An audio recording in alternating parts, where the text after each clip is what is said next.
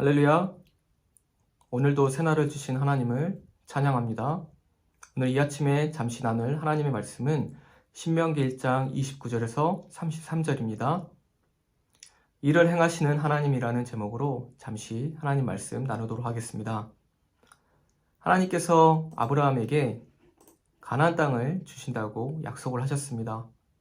비록 아브라함은 그 땅에 들어가지 못하고 후손들이 입성하게 되었지만 가나안 땅에 들어가기까지는 수많은 사건과 사고들이 있었습니다.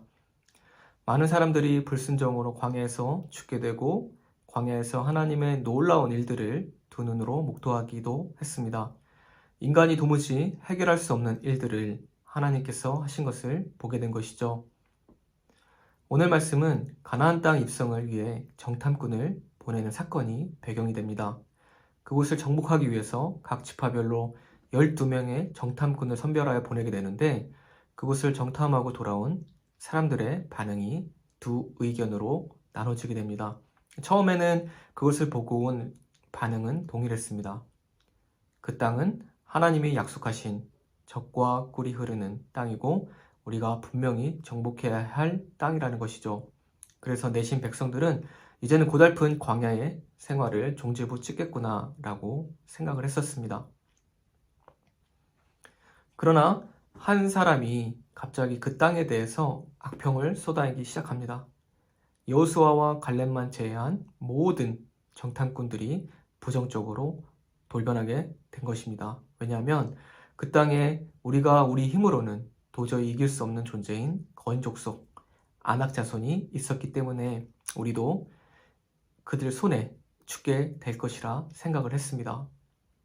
결국 그들의 불신앙적인 행동은 그에 맞는 결과를 낳게 되었는데 그들의 말처럼 가나안 땅에 들어가지 못하고 광야에서 죽게 됩니다. 이것은 한 사람의 불신앙이 다른 사람들에게까지 얼마나 악영향을 주는지 우리에게 많은 교훈을 줍니다. 특히 교회와 공동체에 더욱 그런 것 같습니다. 하나님의 일은 한 마음으로 하지 않는다면 언제든 공동체에 악영향을 줍니다. 그래서 우리가 공동체를 위해서, 교회를 위해서 항상 끊임없이 기도해야 하는 이유가 바로 이런 것입니다. 우리가 보는 신명기의 말씀은 광야에서 태어난 이스라엘 2세대들에게 하시는 말씀입니다.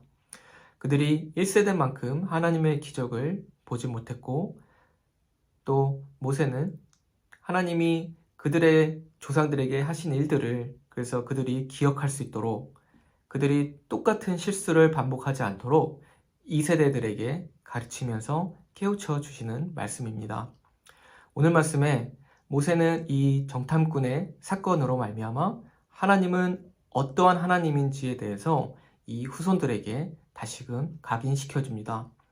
그래서 오늘 하나님은 어떤 분인지 세 가지로 잠시 나눠보도록 하겠습니다. 첫째로 하나님은 우리를 위해 대신 싸워주시는 하나님입니다. 30절에 너희 목전에서 모든 일을 행하신 것 같이 이제도 너희를 위하여 싸우실 것이며 라고 말씀합니다. 이스라엘이 애굽에서 나오면서 거칠고 메마른 광야를 지나 지금 이 자리까지 온 것은 하나님의 손길이 없었던 적이 한 번도 없었습니다.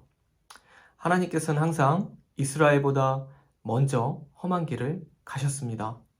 뒤에서 늘 뒷짐만 지시고 너희가 먼저 가라가 아니라 자신이 먼저 그 길을 가신 것이죠. 누군가 가보지 않은 그 길을 앞장서서 먼저 간다는 것은 많은 희생이 따릅니다. 비록 선구자는 많은 것을 누리지 못하지만 그 뒤를 따르는 사람들은 많은 것을 비교적 수월하게 얻게 됩니다.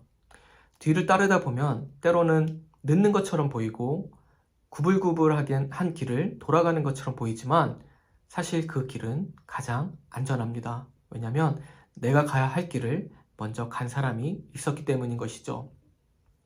하나님께서 이스라엘을 애굽에서 나오게 하시고 이스라엘이 가나안으로 가는 길이 길고 긴 고통의 시간이었지만 분명한 것은 그 고난의 시간을 통해서 이스라엘이 하나님의 존재를 알게 되었다는 사실입니다.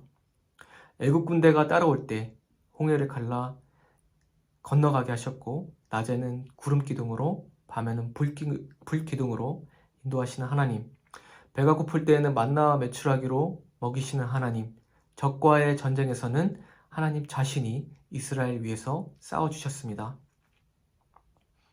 대신 싸워주셨다는 것은 이미 하나님이 승리한 전쟁이라는 것입니다. 그렇기 때문에 우리는 하나님의 말씀을 듣고 순종하기만 하면 됩니다. 그러나 그들은 믿음이 없었기 때문에 하나님을 불신하고 원망하며 자신들의 손으로 신을 만드는 범죄를 저지르게 됩니다. 그럼에도 불구하고 하나님은 자비하셔서 죽을 수밖에 없는 죄인인 우리를 용서하십니다. 우리를 얼마나 사랑하십니까? 그 하나뿐인 독생자 예수를 십자가에 못 박아 죽기까지 우리를 사랑하신다고 말씀합니다. 오늘날 우리는 수많은 영적 전쟁을 치르며 살아갑니다. 때로는 힘들어 넘어질 때도 있지만 나를 위해, 우리를 위해 십자가의 길을 먼저 걸어가신 그 예수님의 은혜로 말미암아 죄인된 우리가 하나님께 나아갈 수 있는 길을 여셨습니다. 이것은 예수님께서 우리를 위해서 사단과의 싸움에서 승리하셨기 때문입니다. 지금도 하루에 수많은 전쟁을 우리가 치르지만 결코 포기하지 말아야 할 이유는 나를 위해서 대신 싸워주시는 주님이 계시기 때문에 우리가 오늘도 승리할 수 있습니다. 둘째로 하나님은 어렵고 힘들 때 안아주시는 하나님입니다. 31절에 너희가 걸어온 길에서 너희를 안으사 이곳까지 이르게 하셨느니라. 인생을 살다 보면 광야와 같은 삶을 사는 순간이 있습니다. 도저히 해결할 기미가 보이지 않고 어느 누구도 도움의 손길이 없는 광야의 삶을 살 때가 있습니다. 그런데 31절에 보니까 사람이 자기의 아들을 위험이 닥칠 때 안는 것 같이 우리 하나님 여호와께서 너희를 지금까지 여기로 인도하셨다라고 말씀합니다. 우리가 주목할 것은 그 힘든 광야의 시간에도 하나님은 바라보시고 방관하시는 것이 아니라 사람이 자기의 아들을 안는 것 같이 안고 가신다는 것입니다. 여러분, 내가 지금까지 이 자리에 온 것, 이것은 결코 내 힘과 내 의지로 된 것이 아닙니다. 하나님의 은혜로 된 것입니다. 그래서 우리는 늘 하나님 앞에서 겸손하고 나의 것을 자랑하지 말고 하나님 앞에 복종하는 삶을 살아야 합니다. 그것이 무엇입니까? 기도입니다. 나의 모든 것을 주님 앞에 내려놓고 내 의지와 내 신념을 모두 주님 앞에 내려놓을 때 비로소 주님께서 도우시고 위험에서 건져내시고 도와주실 것입니다. 셋째로 하나님은 우리의 장막의 처소를 찾아주시는 하나님입니다. 33절에 너희보다 먼저 그 길을 가시며 장막 칠 곳을 찾으시고, 나를 안고 가신 하나님은 아무런 대책도 없이 데리고 가지 않습니다. 위험 재난이 생길 때, 또 산불로 집을 잃고 지진이 나서 모든 것을 잃었을 때 나라와 정부에서는 국민들이 거할 처소를 예비해 줍니다. 바로 하나님도 우리가 거할 처소를 예비해 주시는 하나님입니다. 오랜 기간 광야의 생활을 할 때에도 하나님은 그들을 버리지 아니하셨고 매 순간마다 거할 처소를 마련해 주셨습니다. 그리고 그곳 광야에서 많은 훈련을 시키셨습니다.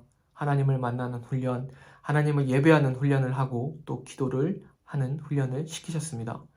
비로소 그 모든 훈련을 통과한 후에 가나안 땅에 입성하게 되는 자격이 되는 것이죠. 우리도 삶이라는 이 광야의 길을 걸어가고 있습니다. 우리의 최종 목적지는 가나안 땅, 영원한 본향, 천국입니다. 예수님께서 말씀하시길 천국에 들어가는 것은 낙타가 바늘 귀에 들어가는 것만큼 어렵다고 말씀합니다. 우리가 영원한 장막의 처소인 천국에 들어가기까지 우리는 이 땅에 사는 동안 하나님께 영광을 돌리며 복음을 전파하며 말씀대로 살아가도록 최선을 다해야 합니다. 그럴 때 그토록 뵙고 싶었던 예수님을 얼굴과 얼굴을 대하여 볼 날이 올 것입니다. 힘들 때마다 우리에게 피할 길을 열어주시고 잠시 쉴 장막을 치시고 또 우리가 그런 하나님을 만날 것을 또 기대하며 우리를 위해 먼저 가시는 하나님, 또 우리를 고난 가운데 안으시는 하나님을 기억하면서 오늘의 삶도 주님만 의지하고 예수 이름으로 승리하는 우리 모든 성도님들 되시기를 주님의 이름으로 축복합니다.